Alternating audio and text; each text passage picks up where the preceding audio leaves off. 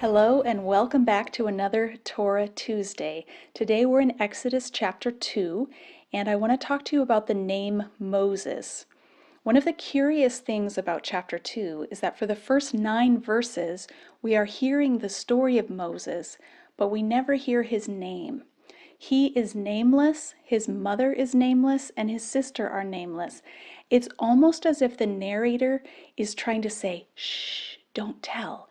He's trying to protect their identities so that they're not discovered by Pharaoh and killed.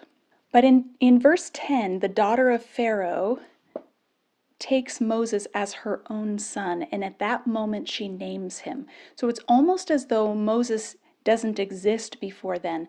From the perspective of the daughter of Pharaoh, Moses' life began the moment she found him in the river. She names him as if that's his birth story, and she names him Moses, saying, I drew him out of the water. Now, what's the connection there? The name Moses in Hebrew is Moshe, which sounds like the Hebrew word for drawing out, Mashah. One who draws out is Moshe.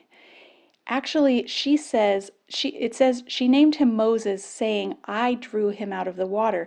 But either her Hebrew is not real great, or she is speaking prophetically of his future role, because Moses, in fact, is the one who will draw the people of Israel out of the water through the Red Sea and into freedom. It's curious that an Egyptian woman would be giving a Hebrew name to this Hebrew child. But in fact, the name works in both Hebrew and Egyptian. So in Hebrew, it means drawn out or one who draws out. Whereas in Egyptian, Moshe means son of. We can see this element, Moses, in many Egyptian names, Tutmoses and many others, and it means son of. Usually it's followed by the name of the deity to whom that person belongs. In this case, it's ambiguous because it's son of, and then it doesn't tell us who he's the son of. And so there's almost a question mark in the narrative as to where Moses really belongs. Does he belong with the Hebrews, worshiping Yahweh, or does he belong with the daughter of Pharaoh, worshiping Egyptian gods? And that question mark is going to hang over the rest of the chapter, as Moses himself is wrestling with his own identity and trying to figure out who he is. Now, one thing to note about names and naming in the Bible, when a child is named, there's often a sentence attached to it, but we shouldn't understand that as a strict origin or etymology of the word. Usually there's some sort of playful sound patterning going on between the sentence that they say and the name that they've said. But it's not, we should not understand it as this is what the name means. The name sounds like that other word that they're saying. So in this case, Moses' name sounds like drawn out or one who draws out. And it also sounds like the Egyptian for son of. In Isaiah chapter 63, verse 11, we have a really fascinating reference to the days of Moses using his name as a verb. It reads, in the NIV, then his people recalled the days of old, the days of Moses and his people.